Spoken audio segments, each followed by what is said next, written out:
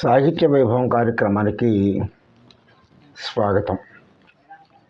ఈ మధ్య ఈ దేశంలో సనాతన ధర్మాన్ని నిర్మూలిస్తామని, హిందూ ధర్మం వైరస్ అని ఈ విధంగా అనేక మంది అనేక మాటలు చెబుతూ ఏదైతే ప్రాచీన హిందూ ధర్మాన్ని, ప్రాచీన సనాతన ధర్మాన్ని భ్రష్టు పట్టించే రీతిలో కొంతమంది కుహనా మేధావులు చేస్తున్నటువంటి ప్రయత్నం చాలా బాధాకరమైనటువంటిది.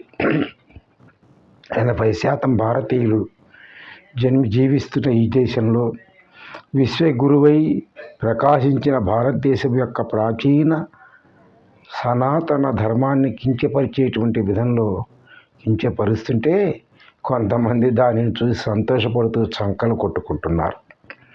కమ్యూనిస్టు సిద్ధాంతవాదులైనటువంటి కొంతమంది, బైరి రమేషు, అలాగే ఇంకా మునావర్ ఫారూక్, అలాగే ఉదయనిధి స్టాలిన్ మొదలైనటువంటి వ్యక్తులందరూ కూడా హిందూ మతం జోలికి వచ్చి హిందూ మతాన్ని కించపరుస్తూ హిందూ మతంలో ఉన్నటువంటి సనాతన ధర్మం ఒక వైరస్ అని, ఆ వైరస్ని తుదముట్టిస్తామని చెప్పి ఆ నీతులు గోతులు చేస్తూ ఉన్నారు. అసలు సనాతన ధర్మం అంటే ఏమిటి?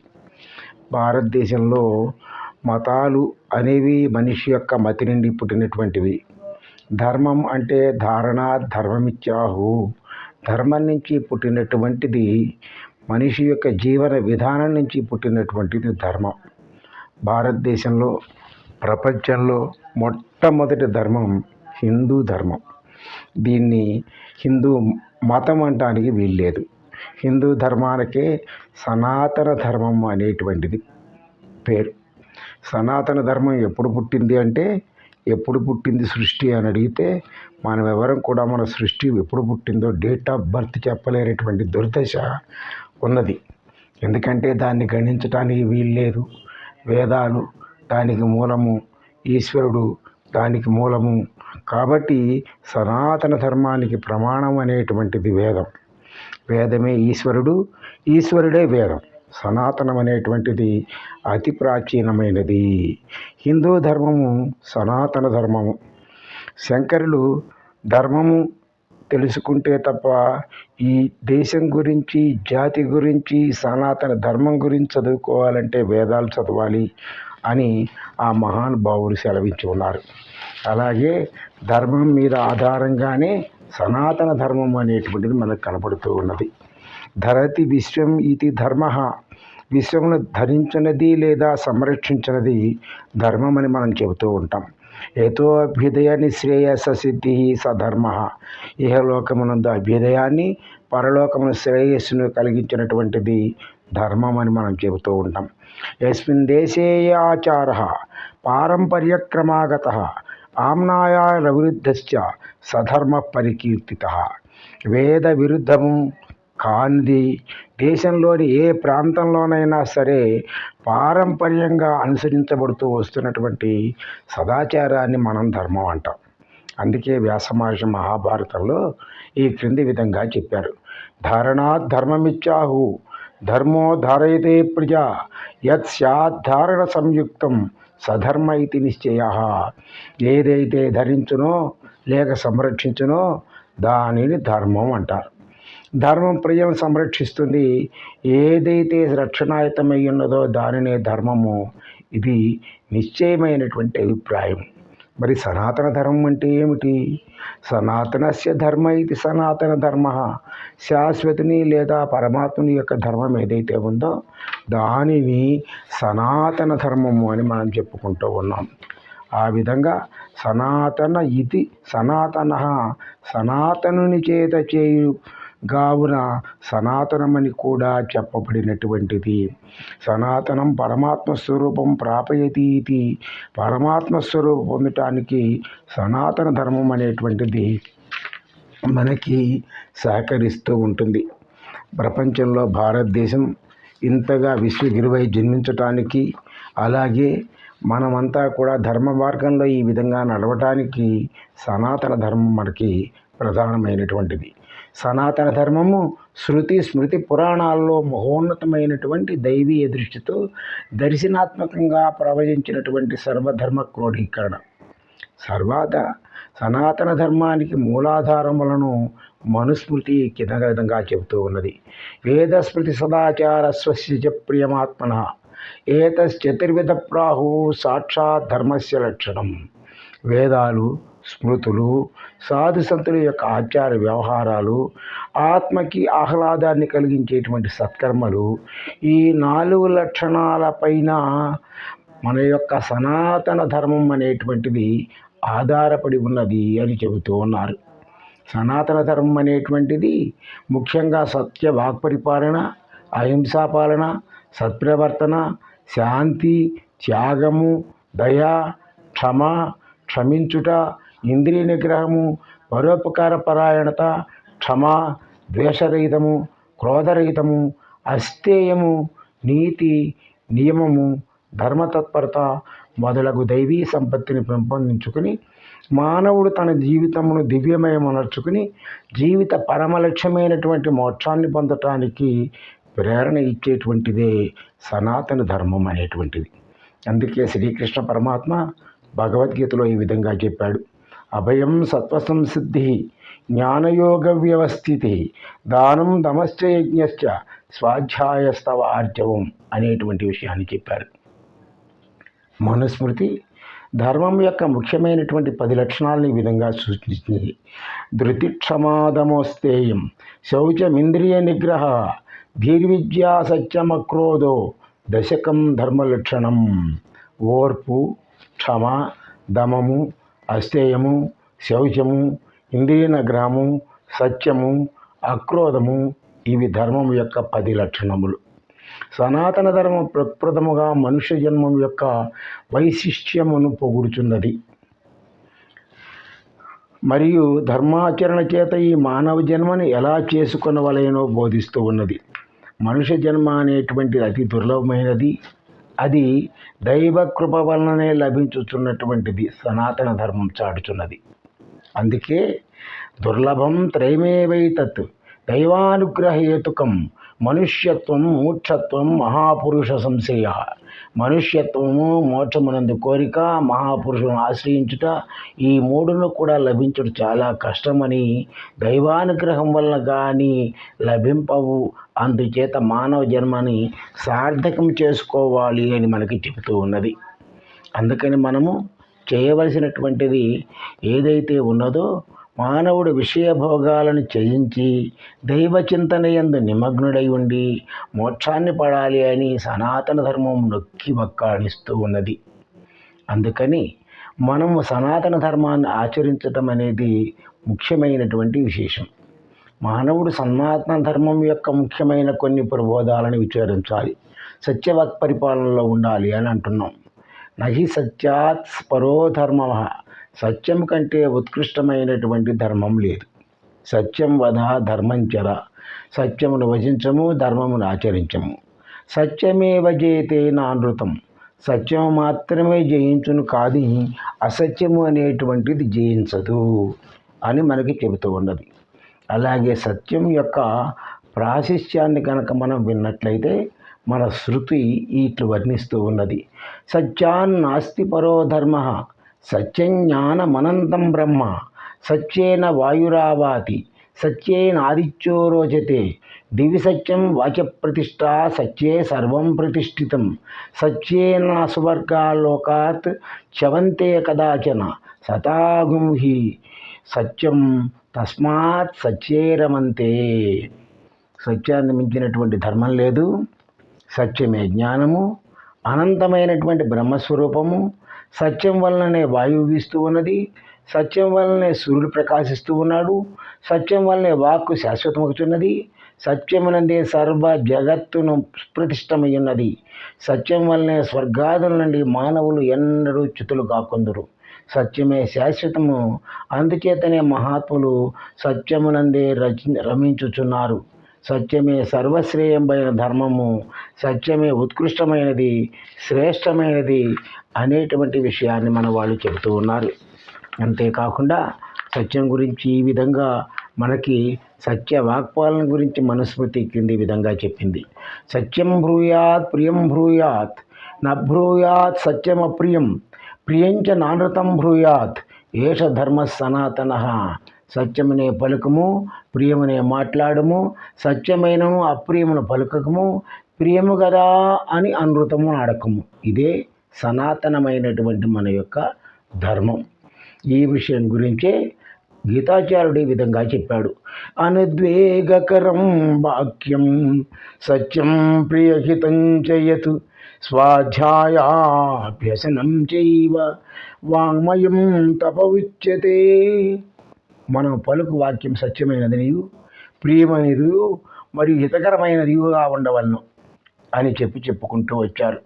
కాబట్టి హరిశ్చంద్ర మహారాజు తాను రాజ్యాన్ని కోల్పోయి భార్యను విక్రయించి కాటికాపరైనప్పటికి కూడా సత్యాన్ని వర్ణించలేదు. సత్యవాక్పాలన కొరకే బలిచక్రవర్తి తన సర్వస్వాన్ని కూడా కోల్పోయాడు. గురువు వారించినప్పటికీ గురువు యొక్క శాపమును కూడా వెరువక సత్యమును పాలించి శ్రీ మహావిష్ణువు యొక్క అనుగ్రహానికి పాత్రుడయ్యాడు.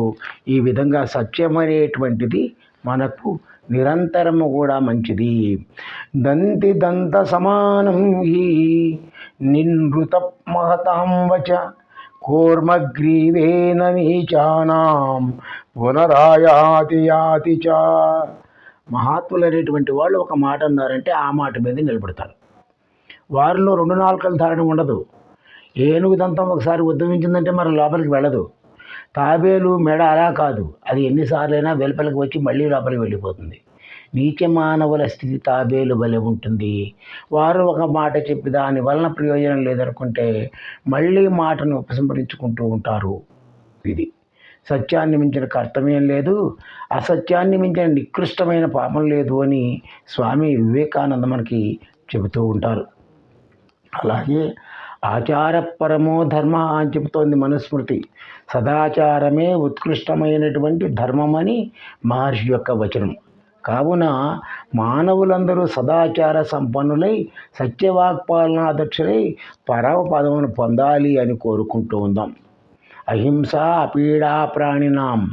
జీవులకు ఏ విధమైన కష్టమును కలిగించకపోవటమే అహింస అని శంకర భగవత్పాదులు వారు చెప్పారు. అహింస పరమో ధర్మ, సదాహింస పరం తప, అహింస పరమం జ్ఞానం, అహింస పరమార్జవం అని చెబుతారు. అహింస పరమశ్రేష్టమైనటువంటి ధర్మం, అహింస పరమశ్రేష్టమగు తపస్సు, అహింస పరమశ్రేష్టమగు జ్ఞానం, అహింస పరమశ్రేష్టమైనటువంటి రుజుత్వము అని చెబుతూ ఉంటారు. అందుకే ఈ విధంగా చెప్పారు. అహింసా ప్రథమం పుష్పం పుష్పమింద్రియ నిగ్రహ, సర్వభూత దయా పుష్పం క్షమా పుష్పం విశేషత, శాంతి పుష్పం తప పుష్పం ధ్యాన పుష్పం తథైవ చ, సత్యమష్టవిధం పుష్పం విష్ణో ప్రీతికరం భవేత్ అని చెప్పారు.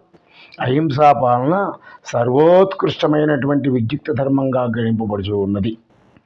అందుకని అటువంటి అహింసా మార్గంలో జన్మించటము, అహింసా మార్గంలో నడవటం అనేటువంటిది చాలా గొప్పది. ఆత్మా సర్వగతోచ్ఛేద్య నగ్రాహ్య ఇతి మతి సాచా వాహింసో అని చెప్పారు.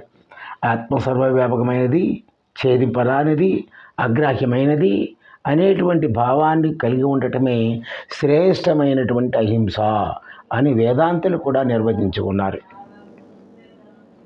సనాతన ధర్మాలలో పరోపకార పరాయణత ఒకటి. పరోపకారాన్ని గురించి ఏమి చెప్పుచున్నదో విచారించుదాము. ఒకప్పుడు భగవాన్ శ్రీ వ్యాస మహర్షిని, ఓ మహనీయ, మీరు భాగవతం వేద విభజన చేసి ప్రచారం చేశారు, అష్టాదశ పురాణాలు రచించారు, భారతాన్ని రచించారు, వీటన్నిటి యొక్క సారాంశం ఏమిటి అని అడిగితే ఆయన ఒకే మాట చెప్పాడు. పరోపకారమే ఉత్కృష్టమైనటువంటి పుణ్యము, పరపీడనయే హింసించుటయే నికృష్టమైనటువంటి పాపము, ఇది వాటన్నిటి యొక్క సారము అని సమాధానమిచ్చారట. అష్టాదశ పురాణేషు వ్యాసస్య వచనద్వయం పరోపకార పుణ్యాయ పాపాయ పరపీడనం. పరోపకారాన్ని మించిన ధర్మం లేదు. సనాతన ధర్మములో పరోపకారమునకు అతి ముఖ్యమైనటువంటి స్థానం ఇవ్వబడింది. కాబట్టి ఎవరైనా సరే ప్రాణం ఉన్నంత వరకు కూడా పరోపకార కర్తవ్య ప్రాణైరపి ధరైరపి పరోపకారజం పుణ్యం నశ్యాత్ కృతుశతైరపి. ప్రాణాలు చేయించైనా సరే, ధనమును వ్యయం చేసైనా సరే, పరోపకారం చేయటమే మానవుని యొక్క విద్యుక్తమైనటువంటి కర్తవ్యం. పరోపకారం వలన లభించిన పుణ్యముతో వందలాది యజ్ఞాలు కూడా సరితూగవు అని చెప్పి ఆ విధంగా పరోపకారం యొక్క ప్రాముఖ్యాన్ని ప్రాధాన్యతని తెలియజేశారు మహానుభావులు. అలాగే శంకరాచార్యుల వారు కూడా శాంతో మహాంతో నివసంతి సంతో వసంత వల్లోకహితచ్చంత. శాంత స్వభావులు మహాత్ములైనటువంటి సంత పురుషులు వసంత ఋతువులాగా లోకానికి ఉపకారం చేస్తూ చెల్లిస్తూ ఉంటారు అని చెప్పి మహానుభావుడు ఈ విధంగా శంకరాచార్యులు వారు చెప్పి ఉన్నారు. తరువాత సనాతన ధర్మాల్లో మరుత్తరమైనటువంటి గుణం క్షమాగుణం. క్షమ అనగా ఓర్పు లేక సహనము. కష్ట నష్టములను కానీ పరుషవాక్యములను కానీ సహించటాన్ని మనము క్షమ అని చెప్పుకుంటూ ఉంటాం. క్షమ యొక్క విశిష్టతను సనాతన ధర్మం ఈ విధంగా మనకి చెప్పింది. ఏమనంటే నరస్యాభరణం రూపం రూపస్యాభరణం గుణః గుణస్యాభరణం జ్ఞానం జ్ఞానస్యాభరణం క్షమా. మానవుని యొక్క ఆభరణం రూపం, రూపం యొక్క ఆభరణము గుణము, గుణం యొక్క ఆభరణము జ్ఞానము, జ్ఞానం యొక్క ఆభరణము క్షమ. అందుకని మనిషికి క్షమ అనేటువంటిది చాలా ముఖ్యమైనటువంటిది అని చెప్పారు. క్షమ వల్ల కలిగేటువంటి లాభాలను కూడా ఈ క్రింది శ్లోకం చక్కగా చెబుతూ ఉన్నది. క్షమా సత్యం కరేయస్య దుర్జన కిం కరిష్యతి ఆతృణే పతితో వహ్ని స్వయమేవోపశామ్యతి. సహనం అనేటువంటి ఖడ్గము ఎవరి చేతిలో ఉంటుందో వారిని దుర్జనుడేమీ చేయలేడు. అది ఎట్లనగా గడ్డి చోట పడినటువంటి అగ్ని దాని అంతటిదే ఆరిపోతుంది, దాన్ని ఆర్పవలసినటువంటి అవసరం లేదు అని చెప్పి క్షమాగుణం యొక్క ప్రాముఖ్యత ప్రాధాన్యత ఏ విధంగా ఉంటుందో ఈ విధంగా తెలియజేశారు. తరువాత మనము సనాతన ధర్మాలలో సుశీలము సచ్చీలము లేదా సౌశీల్యము అనేటువంటిది ఒక గుణము. సచ్చీలం యొక్క ఆవశ్యకతను, దానివల్ల మానవుడికి కలిగే ప్రయోజనాల గురించి సనాతన ధర్మం ఈ విధంగా చెబుతూ ఉన్నది. సర్వదా మానవం శీలం రక్షత్యేవ న సంశయః శీలహీనో నరో న స్యాత్ దానవశ్చేతి కజ్యతే. సచ్చీలము అనేటువంటిది మానవుని అన్ని విధాలా తప్పకుండా రక్షిస్తూ ఉంటుంది. దానిలో సంశయం అనేటువంటిది ఏమీ కూడా లేదు, అనుమానం ఏమీ లేదు. సత్ప్రవర్తన లేని మానవుడు అన్నిటికీ కూడా కానేరడు. వాడు రాక్షసుడు అని చెప్పబడుతూ ఉంటాడు. అందుకనే మనకి రామాయణంలో కొన్ని పాత్రల యొక్క సౌశీల్యం మచ్చుతునక కనబడుతూ ఉంటుంది. శ్రీరాముడు పితృవాక్య పరిపాలనకే 14 సంవత్సరాలు వనవాసం చేశాడు. తనకు సంక్రమించవలసిన రాజ్యాధికారాన్ని రాకుండా అడ్డుపడిన కైకేయిని సైతం ఆప్యాయతతో పలకరించి శ్రేయోభిలాషిగా భావించాడు. ఏక పత్నివ్రతుడే పరిస్థితిని కన్నెత్తైనా చూడకుండా యుద్ధానంతరం సీతతో పాటు వానర బలాన్ని కూడా అయోధ్యకు తీసుకుని వెళ్ళి ఉచిత రీతిని గౌరవించి సన్మానించి కానుకలు సమర్పించి ఆదర్శ స్నేహశీలాన్ని ప్రదర్శించాడు. ఇవన్నీ కూడా రాముని యొక్క సౌశీల్యానికి కారణము.